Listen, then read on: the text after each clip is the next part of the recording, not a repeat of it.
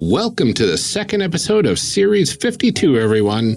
We are really excited for you to meet our characters this episode, but before we get there, our abridged announcements. Tune into our call to action for full details, but quickly we wanted to congratulate Alchemistresses for passing their funding goal this last week. It's very exciting because now it's a real game and we can all have it. Yeah. Also, we have some information on a new gaming bundle on itch to help those in need after the recent Roe versus Wade reversal decision that happened here in the U.S. Yeah, and finally, we'll have some patron thank yous, as well as other normal calls to action. For now, thank you for joining us for the second part of our Under the Neighborhood series, everyone. Enjoy.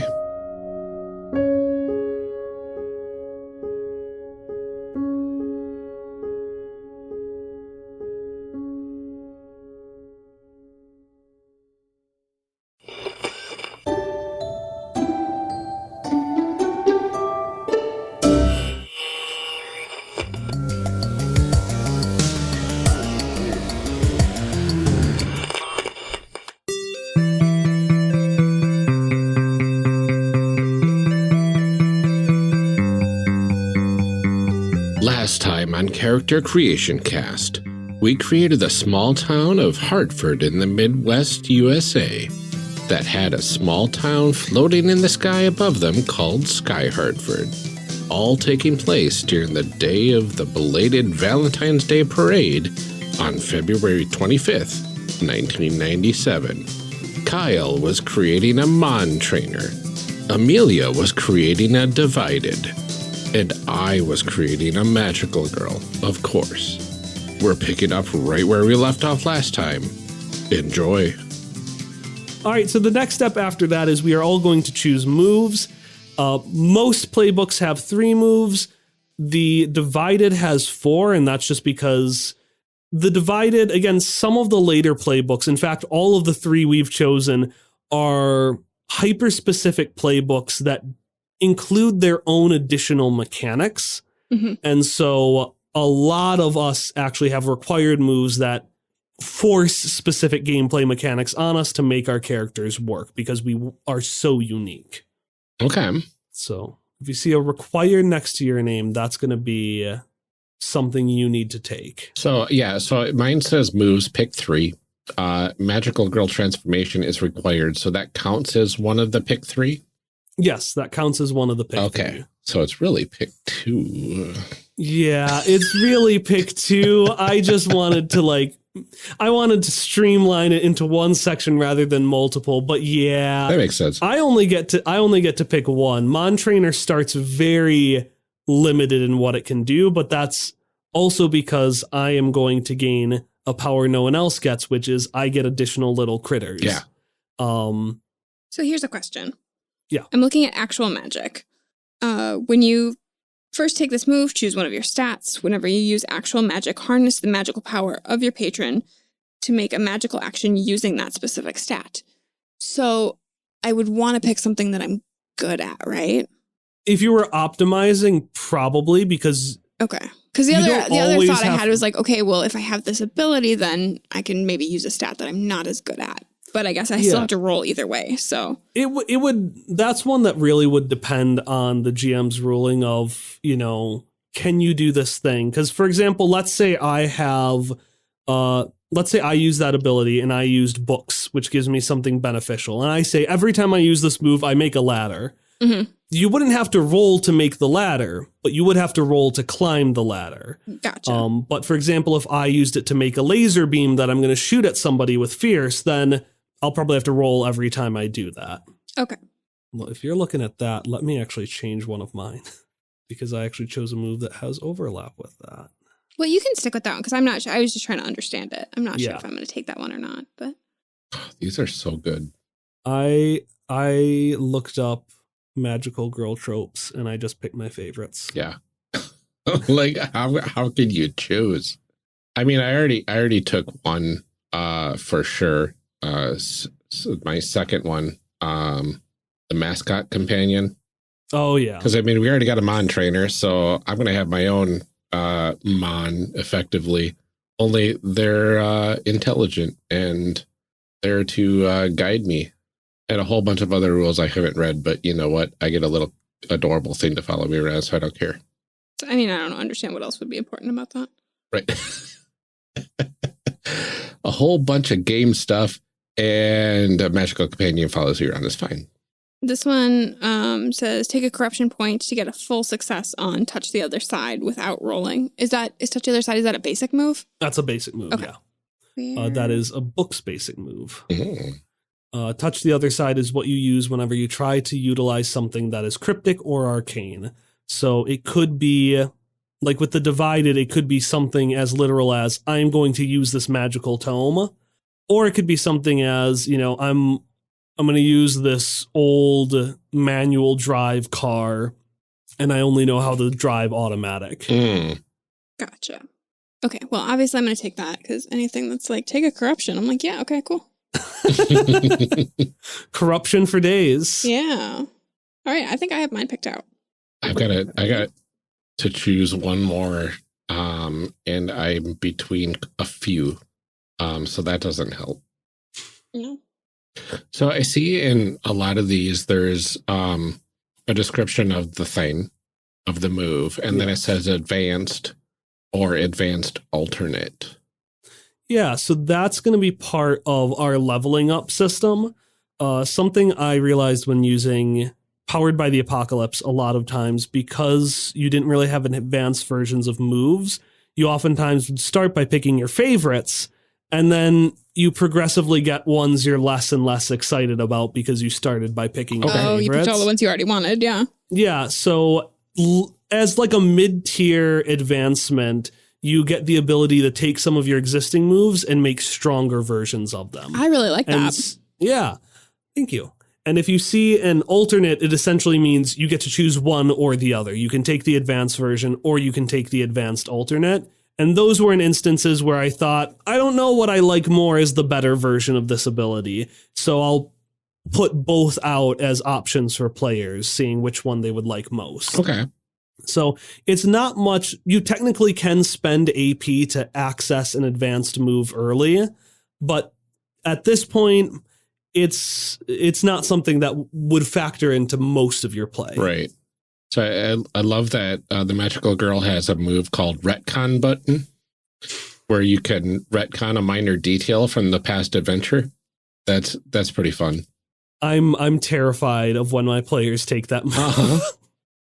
But oftentimes as a GM, especially if you're one who likes control, choosing moves that would terrify you are sometimes the best things to give your players. Yeah. That one was inspired by the Lucky Charm from Miraculous Ladybug, where at the end of every adventure, even if they destroy the Eiffel Tower, not the Lucky Charm, but at the end of every adventure, she'll throw her little magical item in the air, and then basically all the collateral damage gets undone. Oh, nice.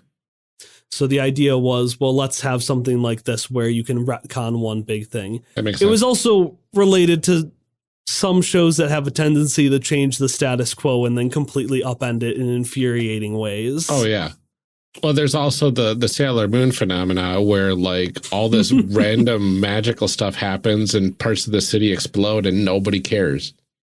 Yeah, that was the other inspiration. There's an episode of the show Cardcaptor Sakura where she literally turns into a kaiju that can be seen and is screaming across the entire town and nobody says a thing. Yeah. There's no news about this giant elementary schooler that was wrestling Godzilla in the park last night. Yeah. And like these shows, they have news during the episode. Like here's a little newscast of, oh, there's something going on in the park, blah, blah, blah.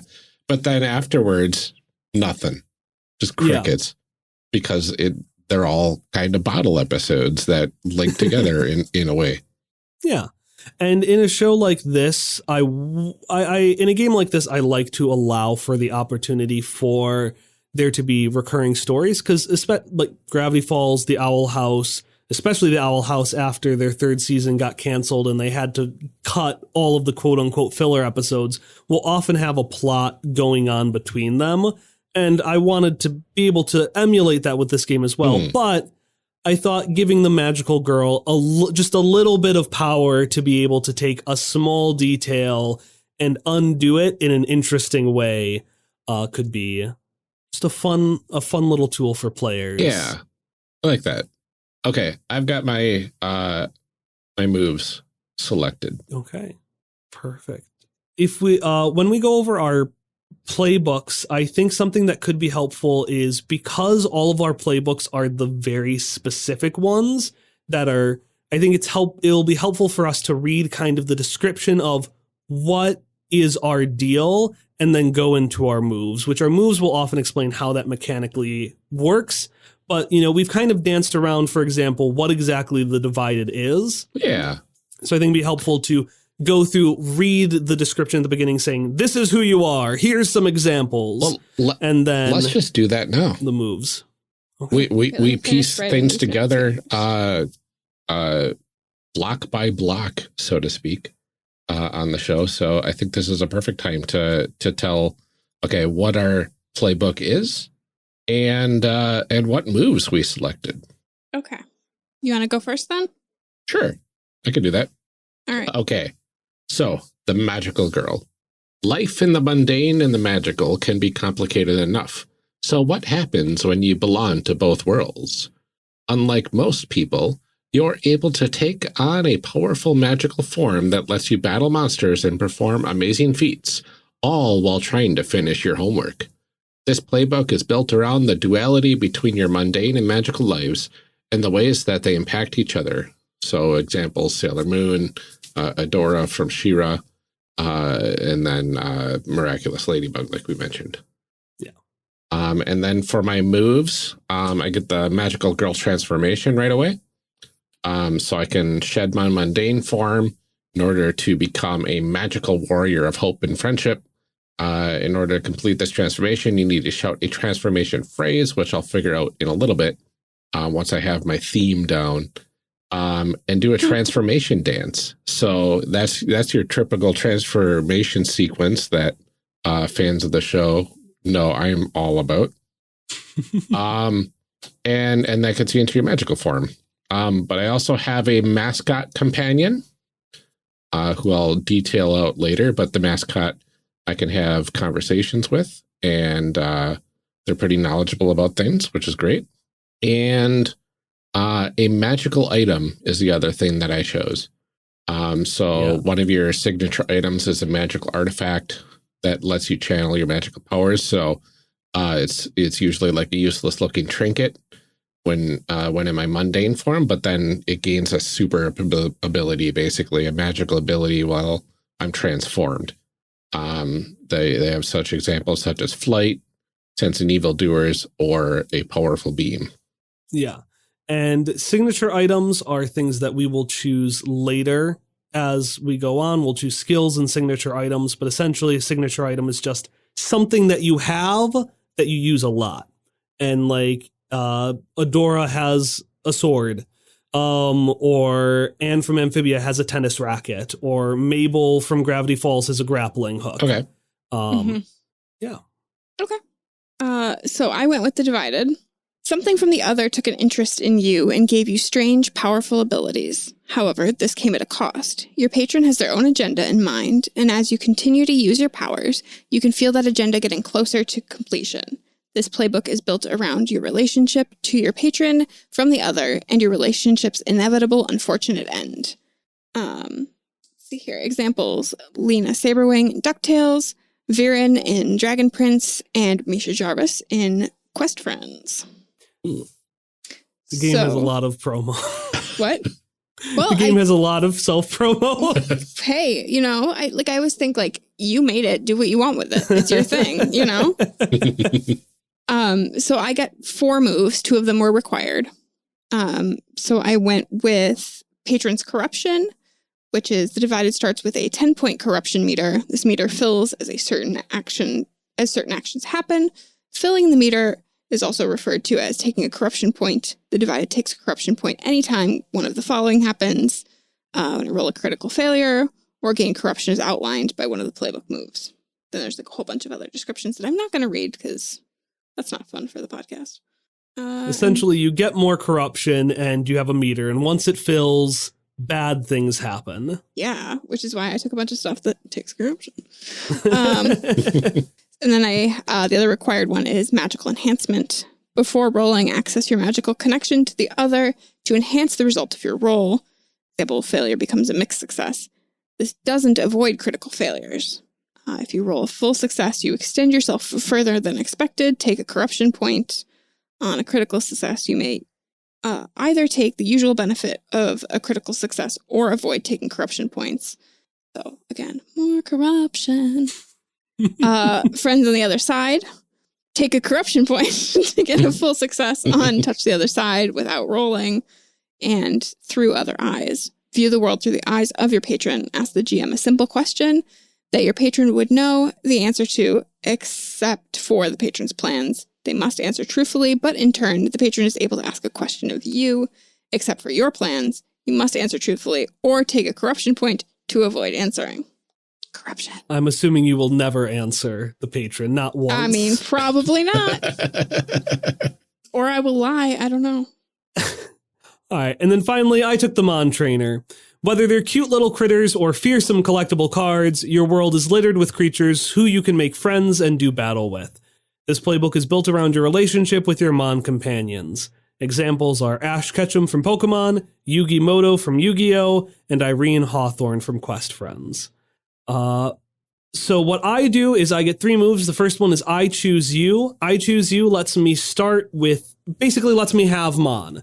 I started with 1 for simplicity's sake, but you can have up to 3. Each of these Mon need a name, a element, and a signature stat. So a signature stat is which of the stats best represents him. So my character, Johnny Gator, the Sky Gator, is going to be my Necromon. Johnny Gator has the element of Swamp, and his signature stat is Fierce. Oh, if we amazing. were playing this game, I would then hand Johnny Gator over to one of you.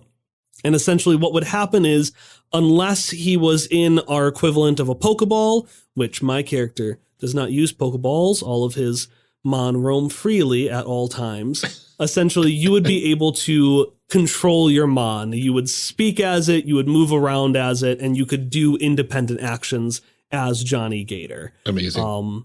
And that's just a way to flesh him out a bit more and make that relationship a bit more real. Other ones, Wild Mon Capture. Wild Mon is going to let me capture additional Mon, either through battle with Fierce or through Heart, through friendship. I chose Heart. I mean, you get to decide in the moment, but my character would go with Heart. And essentially, based on our role, I can either catch them on permanently, catch it temporarily, or not catch it and be sad. And then finally, the last move I chose was Elemental Blast. Elemental Blast lets me harness my Mon's element using their signature stat. So the signature stat I chose for Johnny Gator was Fierce, because I just really like the idea of this sweet boy with a fierce gator. Mm-hmm. And Fierce means that he would have an attack. And so because my element was Swamp, all I have written for the attack is just in all caps the word Swamp Wave. So That's what I've got. I've got a Sky Gator who can shoot a wave of swamp as an attack and is very fierce. And again, if we were playing, would be played by one of the hosts, would not be played by me, as a way to enhance that relationship. Oh, that's really cool.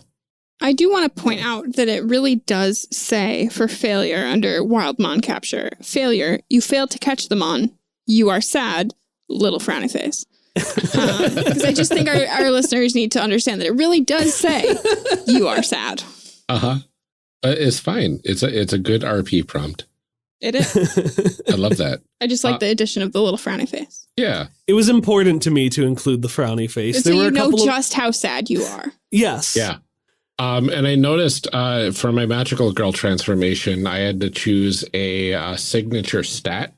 So whenever I'm transformed, I roll with advantage with that signature stat. So I chose Heart, of course.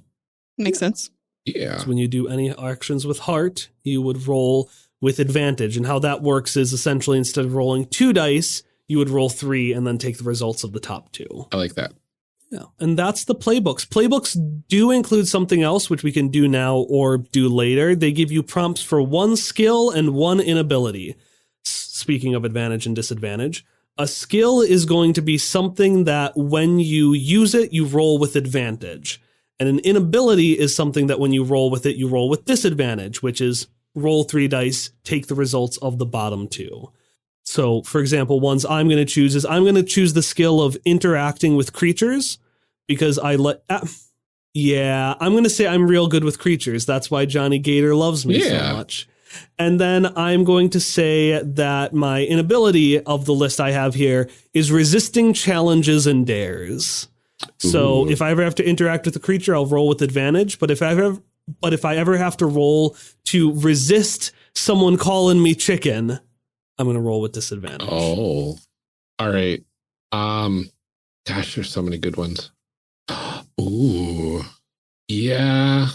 I think I got to choose this one. Oh, man. Okay. So Rough. I got a lot of great skills to choose from. But since I am action girl, I'm going to go with rollerblading. Oh, nice. Oh, nice. yeah. I want to be a rollerblading magical girl. That sounds Magical amazing. roller derby. So good. Well, especially in 1997. Yeah? Yeah. Oh, yeah. Oh, 100%. Can't forget this is 1997. Mm-hmm. How I keep forgetting it's 1997. I think I figured out what my magical item does then too. Johnny Gator's timeless. Yeah. So my magical item gives me 1 magical ability. I'm going to say defy gravity. To allow me to rollerblade on ceilings and walls and cliff faces and the bottoms of islands and stuff. I love it. Then what would your inability be? You're good at rollerblading, but what are you bad at? Being alone. Oof. I keep forgetting I made that one. It's so sad. I know. I have that in my options too. It's very sad. So for my skills, I went with understanding the other. Okay. For inabilities, though, these are all good. Physical fitness, identifying lies, being alone, interacting with creatures. I kind of want to go with interacting with creatures just because I feel like that would be fun to play out. As I am not good at hanging out with Johnny Gator. Oh. Yeah, great dynamics with that. Yeah, I just think that would be fun at the table. I do think identifying lies would also be fun to play out, but I think I want to go interacting with creatures just because I think that would be really fun, especially if you don't put Johnny Gator in a Pokeball. No, he needs to roam free. I can't figure out if he flies yet or not, or if he just moves around on his little gator legs. I think, okay, hear me out. Okay. He hovers off the floor just like an inch so that his little feet move. I love it. But he can't really go very high. But swims amazingly in clouds. Yeah. In clouds, yeah. Swims through the sky. I love it. Amazing. I was thinking I am terrified of Johnny Gator. Yeah, and I was thinking my magical companion could be one of the animals that lives on the underside of these floating islands. Oh, great. Ooh, so I'm like afraid of that. your magical thing too. Yeah. But I'm not sure. I'm not sure what type of animal that would be. I think it could be like a mollusk, kind of like a sky mollusk. Sky mollusk. Sky mollusk. Well, I was thinking it could be either I don't think I want to go monkey or whatever. What about a fox? Because you know how dogs do that thing where they curl up around, so they make the little cinnamon roll. Yeah. So I feel like a fox would be I could just see it curling up on the underside of Ooh, a sky the fox. cloud. Yeah. Would be fun. That's real cool. I like when dogs do cinnamon roll. My parents' dog is named Winnie, so my sister calls it Winnamin roll. And it's very cute. So I've got a sky fox, not to be confused with Star Fox. Right. Please, my father was Star Fox. My father was Star Fox. Sky fox. It's got to be a blue fox, right? With a white streak through his tail. Like that. I think that would be pretty Looks sweet. like the sky and the clouds. Yeah. I love it. All right. Now that we've gotten our playbooks, it's now time to get that just nice little twist, the little, little seasoning on top, the frosting for our cake. We're going to choose a descriptor. A descriptor is, again, going to be uniquely to our characters. It is going to give us a move that's a little more powerful than our playbook moves, because the idea is that this is the thing that our characters really specialized in. It's also going to give us one more skill, one more inability, and it will give us a prompt for a signature item.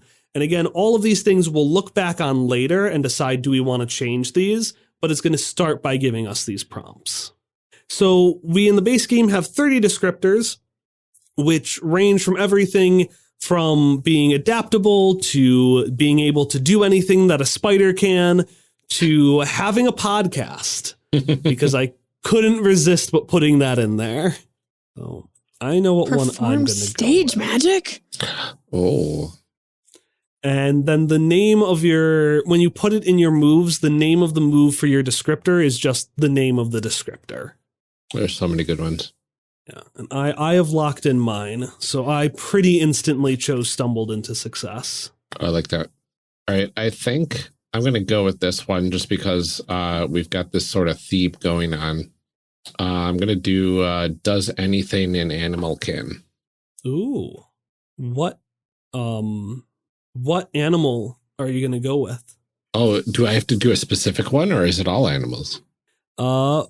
It is meant to really let you choose a specific animal that you will get an attribute of. Oh, okay. So the idea is, say, Spider-Man can shoot webs or climb on walls, one of those specific ones. Or another character, because I use My Hero Academia as reference, even though it doesn't quite fit the mold, Sue from My Hero Academia can do frog stuff. That is literally her superpower. She's got a frog tongue. Okay.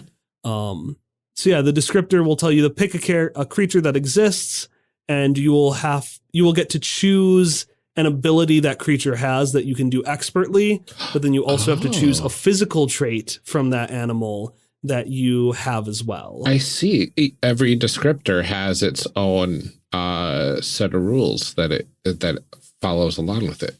Yep. So instead of just picking based on what the descriptor is, I should probably check to see what it actually is.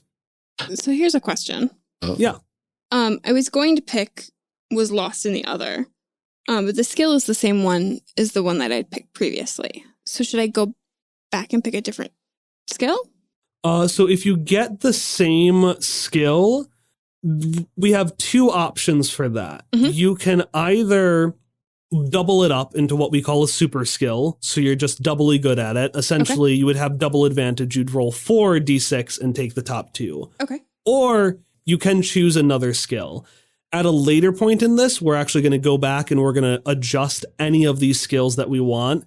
Like I, for example, know that I want to change one of my skills already, but I'll wait till later to do it. Okay. So yeah, it's up to you. You can either combine them into a super skill, or you could just choose something else. I kind of want to just be really good at that. I'm happy with that. And then my inability would be pathfinding. I almost chose pathfinding as an inability, so I'm glad that I didn't, so we're not all lost all the time. Right. We're just not good at sneaking. We're just all going to be very bad at that all the time. I love it. Oh, there's so many options with this one thing. It's interesting. Yeah, the descriptors are very involved. Some of them are very straightforward, and some of them have almost as much writing as a single playbook. Specifically, cast spells, and there's another one I know that I just had a field day writing. Let me find the name. Harnesses Incredible Power. That was one of the ones that I finished writing, and I realized, I could have just written a playbook instead of this. But where's the fun in that? Mm-hmm. Yeah, just like the rest of the game, you can have a very simple character that's just very straightforward. You get bonuses on certain rolls. You can do this one neat thing. Or you could have a long character sheet full of million different options if you wanted. That's really interesting. Did you pick yet, Ryan? I have not, because there's a lot that's in here that's like so delicious. Like now I'm looking at cast spells because, you know, magical girl and casting spells, right? Mm-hmm. And then as you advance, you can combine your spells. Ooh. That sounds really cool. I didn't even look at that one. Yeah. I should have. That You're- I'm one, happy with my choice. You already have spells. cast spells was me specifically copying the magic systems from the Owl House and from Cardcaptor Sakura. Oh, yeah. Ooh, I better start looking at names while you're picking. Oh, this poor book. I need to get a new copy of it. Is it a book of names or? Yeah. It's Oh, I that's super saved cool. my baby name books from when I named my kids, but like Oh. there's like a whole section that's just like not in the book anymore. And I know that this one is one that like it's got a bunch of stats on the names and stuff too, so they put out a new one every few that's years, I cool. think. I like it though because it in the back of it has name groupings by like theme. So you can go through and pick ones based on like the sounds or the origin or Yeah. something like That's that. They have a super whole section cool. of androgynous names. And Wow. Stop time for 30 seconds. Ryan, you don't have to play the character. No, it's amazing. I love this character so much already. Okay.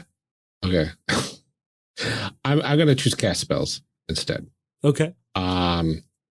Because of I can choose 3 spells, or create 3 of your own. Oh, that hurts my brain at how amazing that is. And then I have to choose 1 drawback. So I'll choose the drawback first. So my first question is, how liberal does one get AP in this game? So AP can be gained one of 2 ways. You can gain an AP when you fail a roll. Okay. And the idea for that is because I like the mechanic of getting experience when you fail to roll empowered by the apocalypse. Yep. But when we get to advancement, you'll see I don't like XP as an advancement tool. I prefer milestones. Mm-hmm. So I had it be this resource called AP. Okay. So that's one way. And then the other way you can get it is through a GM intrusion, which is another thing we took from Cypher System, where the GM basically causes I get to do a hard move without being prompted by a failure. And a hard move, for reference, is essentially something happens and you can't really stop it. So like, you're going to go through this room, the wall crumbles down in front of you and you can't get through, or something like that could be a GM intrusion. Right. So it depends. The way you play, you could have a little. The way you play, you could have a lot. I know when we play with Quest friends, one of our players talks about how he feels like he's drowning in AP, but he also doesn't have any moves that use AP. So he only uses it in the general sense that most people can use it to like cause advantage or auto succeed a roll or something like that. Okay. So I have a lot of options for the spells for what the drawback is, but I'm going to choose casting a spell costs 1 AP. Okay. Because then I feel like I can save it up and just do a flurry of things at once, or whatever. Yeah. There's a lot of good options there though. But for my spells, I'm going to choose time, because it just feels so good.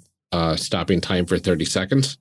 That can be really nice. I was thinking armor as well. Create a protective barrier against physical or magical assault.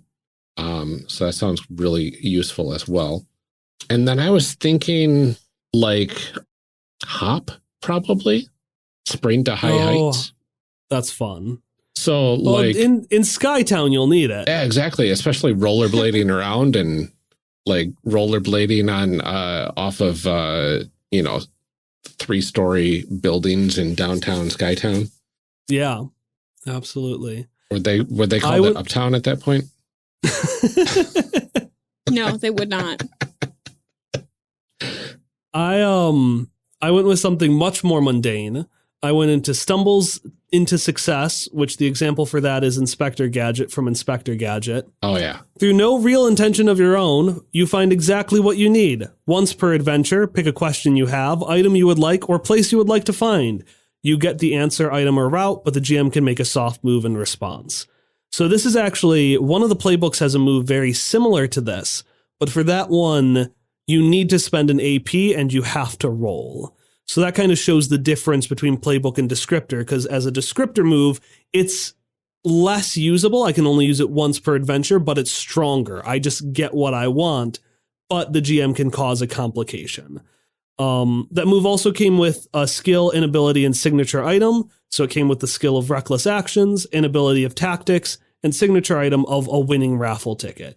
Again, I already know kind of how I want to change those as time goes on, but for now, at this point in the character creation, I'm just going to take the ones that were given to me, and then once I've kind of figured out my character, I'll come back and reevaluate these. So cast spells should have given you some as well. And then what did you go with, Amelia? I went with was lost in the other. So when you came back to the mundane and the magical, some of the other came back with you. You can harness your experience with the other to roll with advantage. But full successes will become mixed successes whenever you do so. Critical successes will remain the same. This effect doesn't apply when rolling for control of the other, which is rolled with a weird stat of +0 and with advantage. My skill is understanding the other, which I just increased because that was the one I had before. My inability is pathfinding. My signature item is a basic polyhedron with constantly shifting number of faces. Oh, right. I did the infinity dice from Gravity Falls. Oh, that's lovely. So at this point, we've got most of our character summary. So Ryan's character is the magical girl who casts spells. Mine is the Mon trainer who stumbles into success. And Amelia's is the divided who was lost in the other. Yeah. Now that we've got the mechanic things and we figured out what our characters can do, and we've got some ideas for skills and inabilities, although again, we can change those as time goes on. This is the part where I encourage in the rule book for us to start filling out some of the things that might not have a mechanical impact, but are still important for us to know for our characters. So let me find the full list because playbooks are just so dang long. Yeah. Oh, and I forgot to mention, I got understanding the magical as my skill from that descriptor. Oh, and right, then yeah. inability of understanding the mundane. And I got a nice. dusty arcane object as my signature item there. I like it. So specifically the things that we want to fill out is we want to fill out our character's name, our character's pronouns, how old our character is. We don't need a specific thing, but, vague idea. Our character's appearance, specifically the most striking features about their appearance. Our character's home world. This is the world that our character calls home. So and our choices are the mundane or the magical. So is Hartford our home or is Sky Hartford our home? And then finally, I encourage us to always start with a very basic want. This is just something to help make sure that we have an idea of what our character is doing in any given scene. Okay. I did pick a name. Got that far. You're ahead of me. Yeah, well, it's because you were taking forever to pick your spells. No, that's fair. I feel like age. I want to be like high school. That's what I was going to do. I was going to do like a high school, like junior or senior, I think. Okay. Was what that was the vibe I was going. But that's also because there was something I decided from the very start I wanted for my character that didn't really come up mechanically.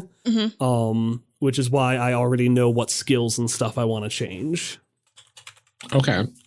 I figured out a first name, but I need a good generic Midwest white last name.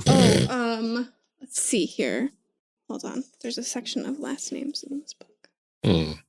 Let's see here. How about Campbell or Brennan, Caldwell? I like Caldwell. Caldwell speaks to me. All right. That one's real good. Thank you. Mm-hmm. I mean, they were all good, but that was the one that spoke to my heart. I think it's because I knew a Campbell, and so that was getting a little too close to home for me. But I don't know a Caldwell. See, I know a Caldwell. I don't know if I know a Campbell. Okay. I got a name for my character. Okay. Right. Going with Daisy Thunder. Ooh. I love it. I went with Novella Bane. Oh, that's so good. Thank you. Love that we've got all these fantastical names. Hi, I'm Aaron Caldwell. I'm from Hartford. Uh-huh. But Johnny Gator. With Johnny Gator, yeah. Did you go through and handle the other details? I went with she, her as my pronouns. High school junior.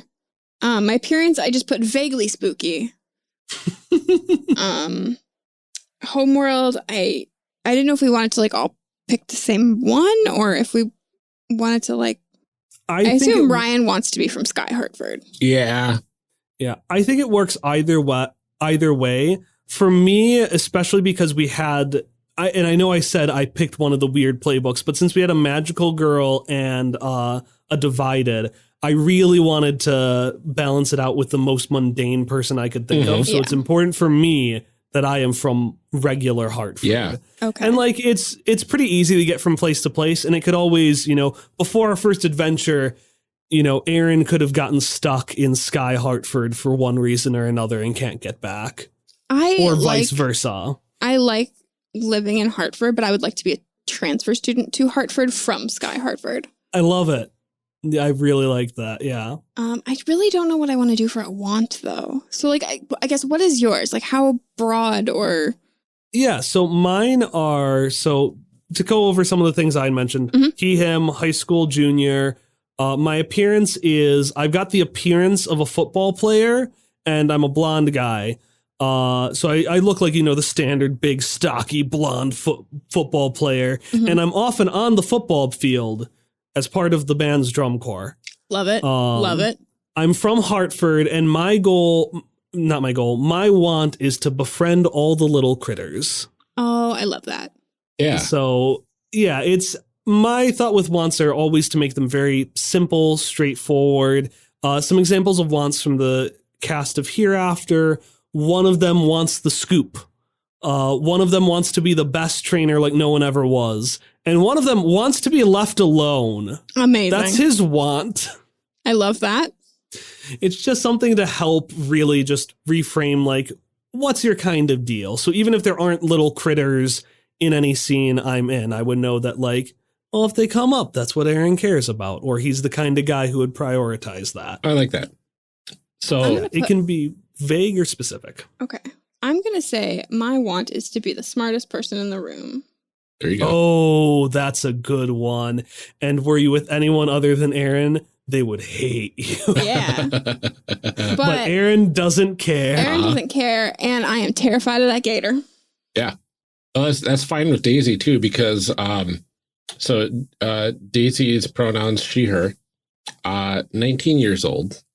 She just started community college in Hartford proper because they have a good roller derby team there. Oh, okay. Are you here on scholarship? I'm here on scholarship for the roller derby. For the roller derby team? Yep. In Hartford. Mm-hmm. In Hartford, it's the one thing. I think it's the Hartford Heartthrobs. Yes, the Hartford Heartthrobs. Absolutely.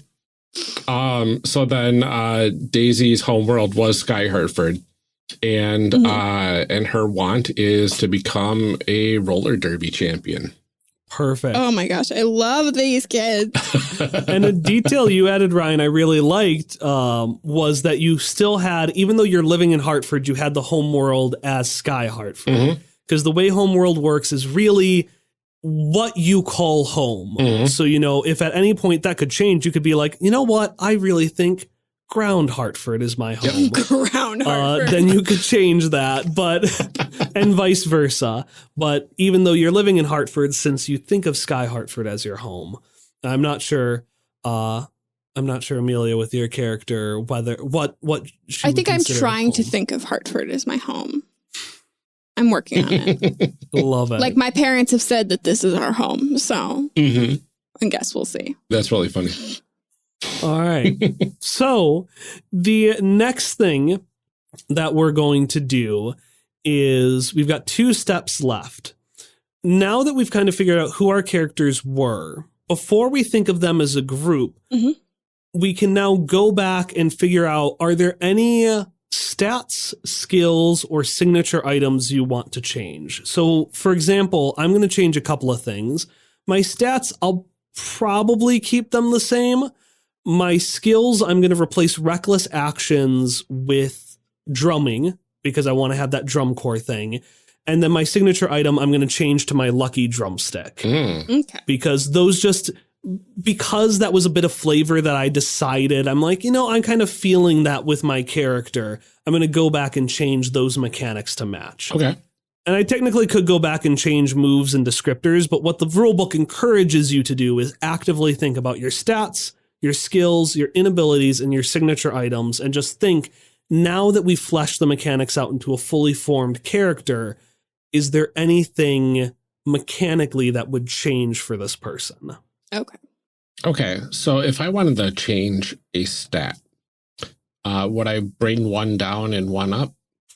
Exactly. Yeah, you would adjust it so that the overall amount is the same. So, for example, I have a +1 of books, and I actually considered moving that down to +0 and maybe upping my slick. But I decided, you know what? Aaron's all right at school. He's pretty okay. It's more important to me that he is as unsuave as possible. He's got good hearts. He's a charming boy. But if he's trying to be like duplicitous or manipulative or sneaky, it was important to me that stats stayed the same. I like that. I kind of leaned into it a bit. Well, can you step it down twice and up another one twice? Yeah, you can put 1 down twice, put another up twice. Oh, amazing. You could put 1 down by 2 and put another up by 1. The key is that none of your stats should be above 2 or below 2. And when you put them all together, it should equal +1. Perfect. So I adjusted my books down to -2, and I brought my slick up to +1. So now I've got +1 and everything, except for books at -2. She's really banking on that roller derby scholarship. Love it. I'm happy with mine. I don't want to change anything. Okay, perfect. In that case, we've got one last thing before our first adventure. After our first adventure, I would encourage, I have in the rulebook encouraging folks to come back and adjust their character sheet. But before we play, there's one last thing we have to figure out, and that is our compatibility score. Compatibility score can go from -1 to +3. -1 is frenemies, +0 is acquaintances, +1 is friends, +2 is good friends, +3 is family. And family in less the physical sense and more the emotional sense. The Fast and the Furious definition of family. Exactly. The Fast and the Furious. Perfect. Or Olive Garden. To allow for flexibility. But that's only when you're at Olive Garden. That's true.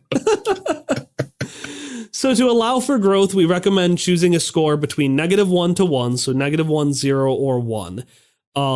They don't have to match, but mechanically, we will always stick with the lower of the two compatibility scores. And the idea behind that is, I'm going to tell you flat out, Aaron is going to place everyone at +1. He thinks you both are good buddies. But if, say, let's say Ryan's character is like, I don't know or like you, and has me at a -1, even though Aaron thinks we're good buddies, that our compatibility score would be -1 because we're incompatible. Like, we're not super compatible. So when it comes between characters, we always lean towards the lower number. Okay. That makes sense. Mm-hmm. Yeah. So I'll start.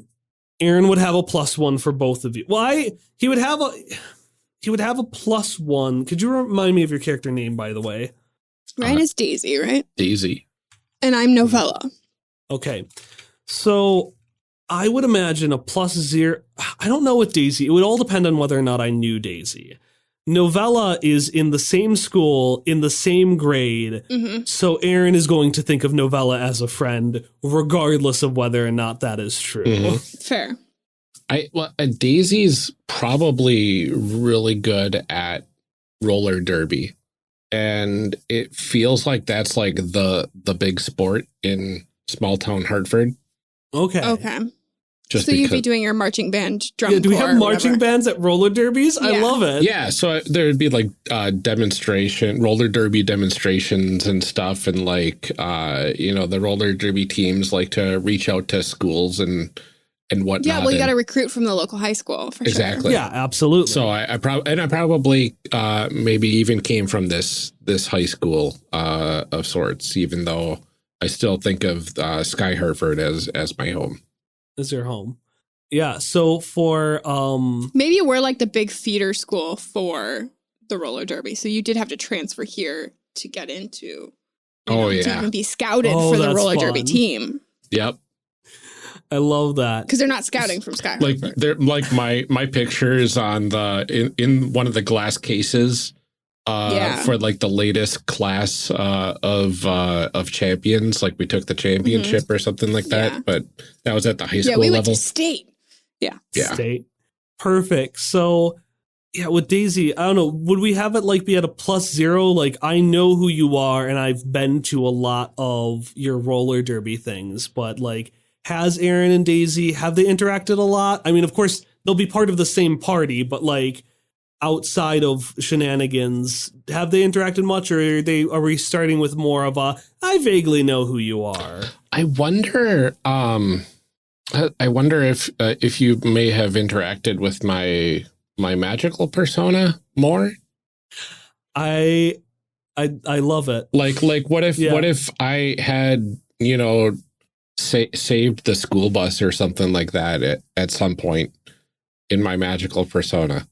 It is mentioned that while it's recommended that the party knows both of your personas, it is stated that NPCs by definition will not know both. Right. So we could have this start like at the beginning of this campaign at our first adventure. Maybe we could start with a +0 compatibility for Daisy and Aaron, like in the mundane world. Mhm. But in the magical world, not only did Daisy save Aaron just like helped out. He was the normie, he was the mundane sidekick of the week who I like that. who took charge. Okay. All right, so I'll do +0 between us when you're in your mundane form, and then magical form +1. I like that. Now, I put it at a +1 for Novella because Aaron likes Novella, but an important question, how does Novella feel about Aaron? Because that's what's going to be the make or break on this compatibility score. Right. So like originally I was going to put +0 because I feel like I just don't care. But also like you have that stupid gator. And you hate the animals, right? And I hate him. So like I kind of want to put -1. -1 was how I imagined it. I Okay. imagined it was going to be I was a +1, you were a -1. So Okay, we were I'm going to do that then because -1 I think overall. like I don't really care, but like why can you not? Why do you have to bring the stupid gator to school? Yeah. I love him. He's Johnny. He's not a gator. He's my friend. Right. Okay, well then and- you are not my friend. So So I'm going to change it to -1 on my sheet as well. I could have kept it as +1 and we could have in the moment, Mhm. but I find it easier to just mark the compatibility score the same across both people so that we can Okay. watch the relationship grow on both of our character sheets, rather than say, you like me more, so your goes up to +0, but I'm still at +1 on my character sheet. I Yeah. like being able to mark that growth on both sheets. Okay. and then with Daisy, I'm thinking that possibly like we know each other from when we were both in Sky Hartford. Oh yeah. That like I don't know. I mean, like even if you wanted to say like we grew up as neighbors or something like that. So like I don't know that we're necessarily like super close, but you're one of the few people around here that like, I can talk to you about stuff before I moved here. What if we were like elementary school friends, like really good Sure. friends in elementary school, and then middle And like school now kind at of this age we have like nothing in common anymore. middle but, school like, tore us apart. we've but always like, been friends. Yeah. Yeah. So you want to say like +1 or 0 or Yeah, I was thinking +1. Okay, that works for me. Because I think Daisy, not only now because of the elementary school connection, but like I think she admires your book smarts. Mhm. So I think that would be another big one. And then Daisy with Aaron, also +1 there because Daisy thinks that, you know, Aaron stepped up in a troubling time and was able to hold his own. So, like, you know, that's pretty cool. So yeah, I like this kid. Yeah, I like that. I'll change it from having a Daisy mundane and a Daisy magical to just a single Daisy +1. Mostly because this compatibility score relates to only one move, and as part of our quote-unquote pilot adventure, I know as a GM would encourage Aaron finding out that the magical girl is the mundane person, which would mean the +1 is what would end up applying. Oh, yeah, that would make sense. Even if we, in our hearts, know that we're just mild acquaintances until I realize your magical girl form, and I'm like, wait, you're not just derby cool, you're magic cool. Magic cool. I don't know if that was a pun or not. That's a very good pun.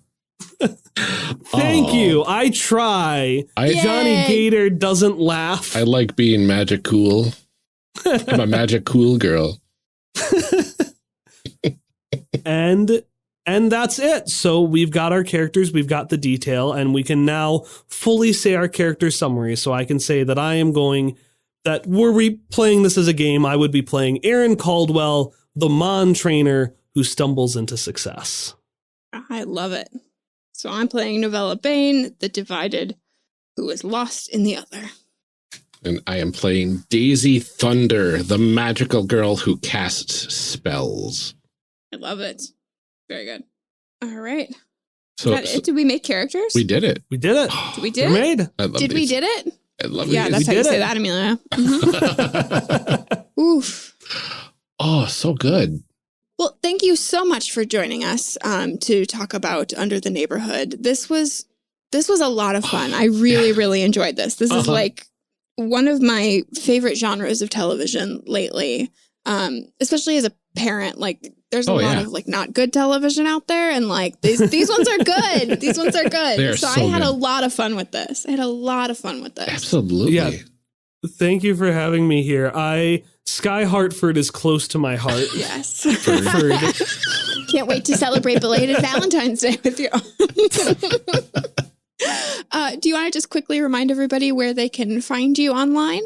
Yeah, you can find me online nowhere personally. Right. I'm a private personal account, but you can find me at Quest Friends. Yay! At questfriendspodcast.com. Quest Friends Hereafter is this game, but in a world where the realms of the living and the dead are only a plane ride apart. We have a skeleton man who wants to be left alone. We have an angry Mon trainer. We have a different character who also has a Mon, but is not a Mon trainer.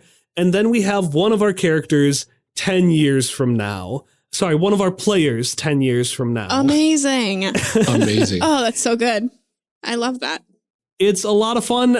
There's not much I can really, besides the premise, there's not much I can really advertise because it's Under the Neighborhood distilled.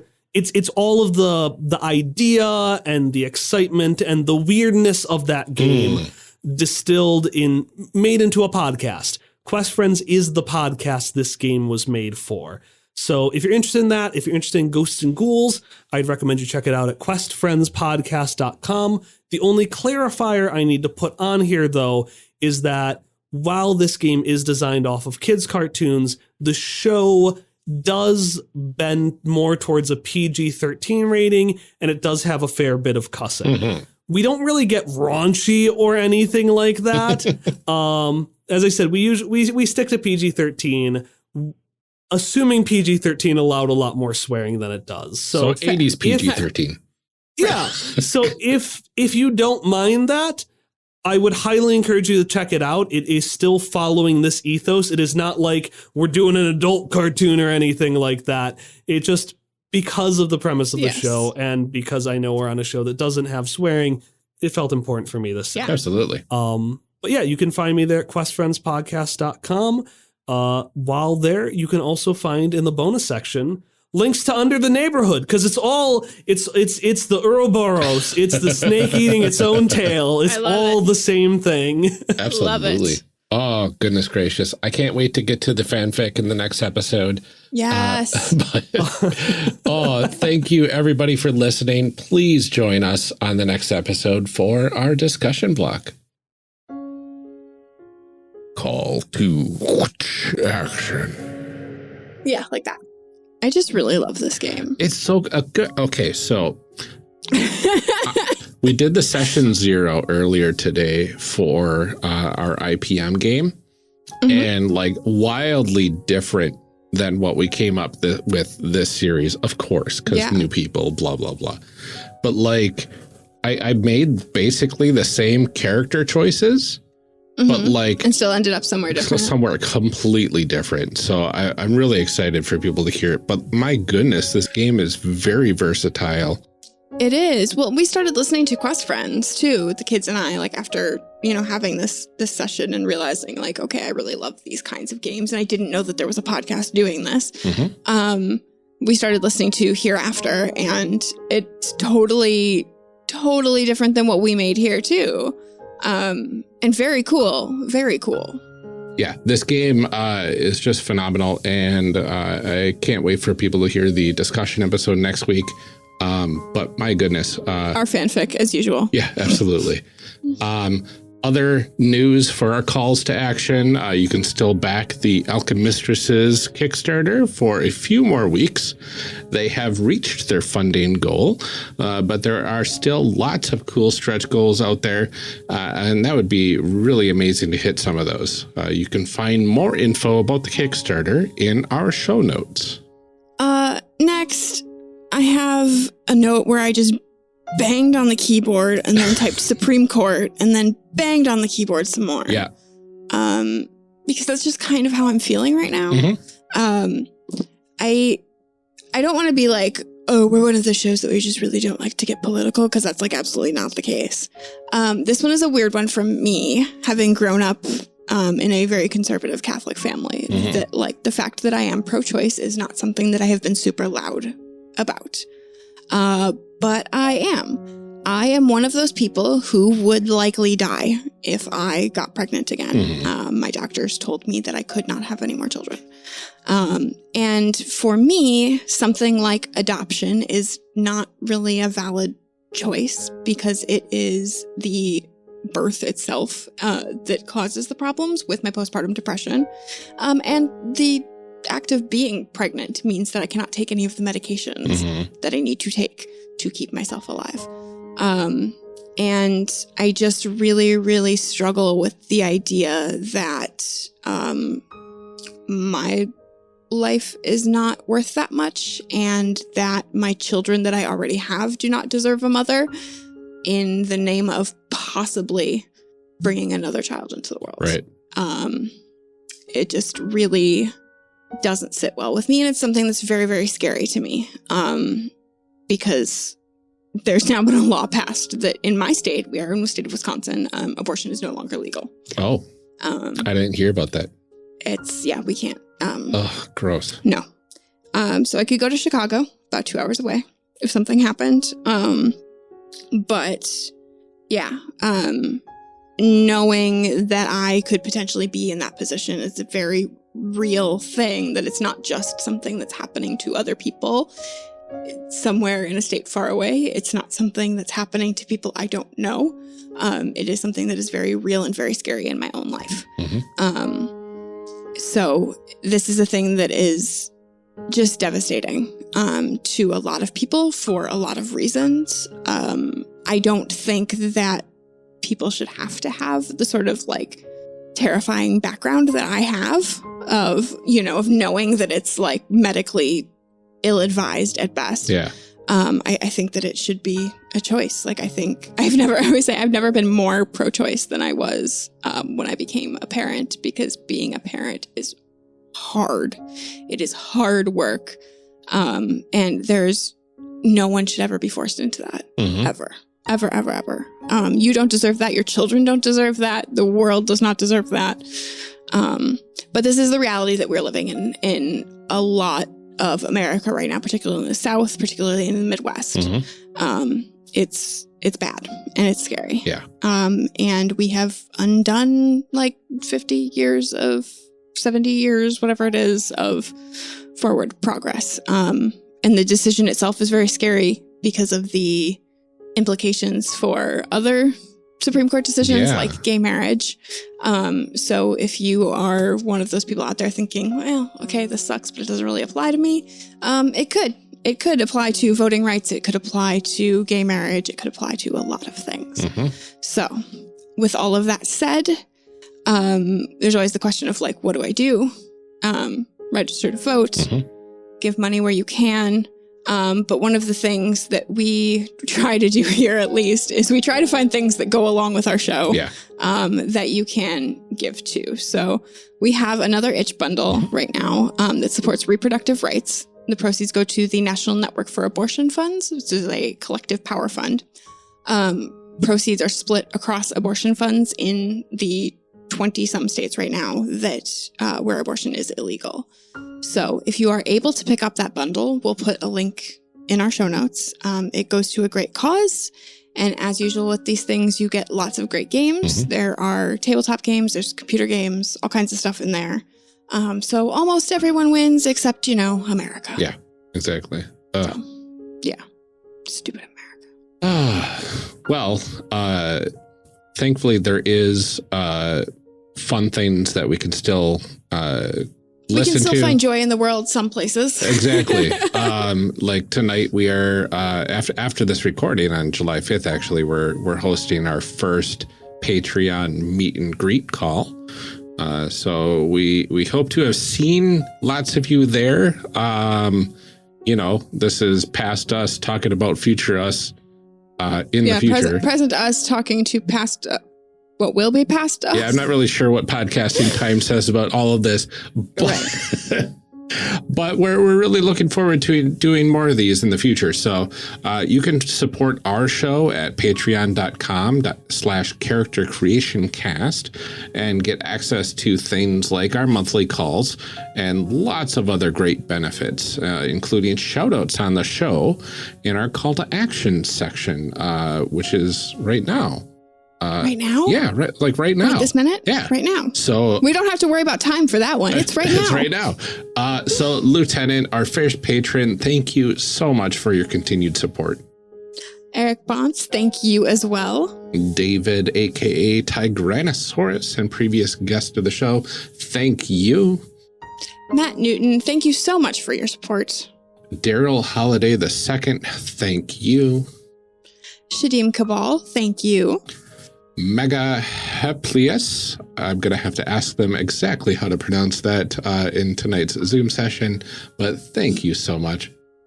Benjamin Sweeney, thank you. Lorcan McGinnis, thank you. Rob Fletcher, thank you so much. And Kevin Brown, thank you for your support.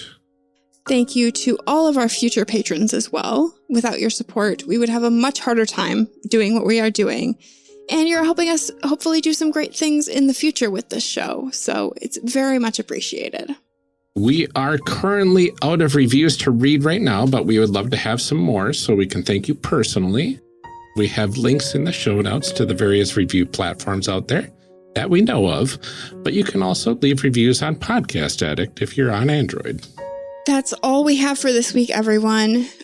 Take care of yourselves. Tune in next time for a really great discussion episode and our fanfic. Until then, stay safe, etc., and keep making those amazing people. We'll see you next time.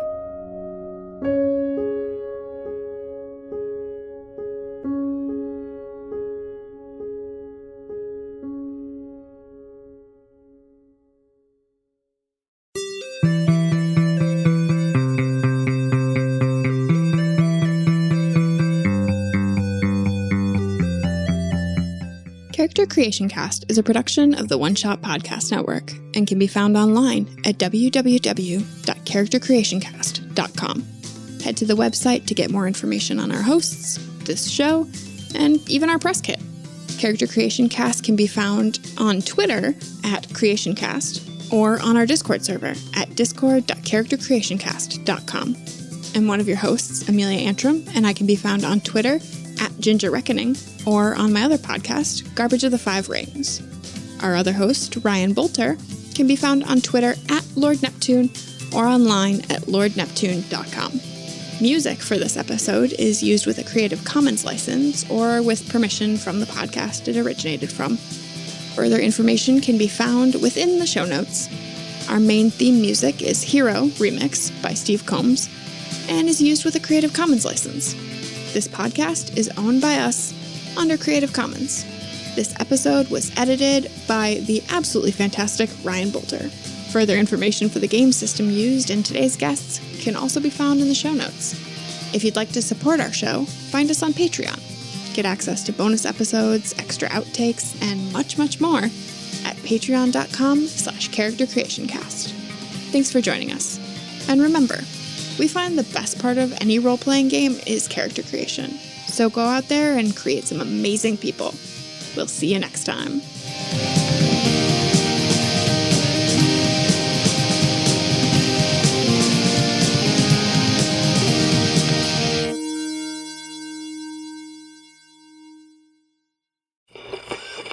Now we gotta read some show blurbs. Show blurbs. Show blurbs. Show blurbs. Show blurbs. Character Creation Cast is hosted by the One Shot Podcast Network. If you enjoyed our show, visit oneshotpodcast.com, where you'll find other great shows like Asians Represent.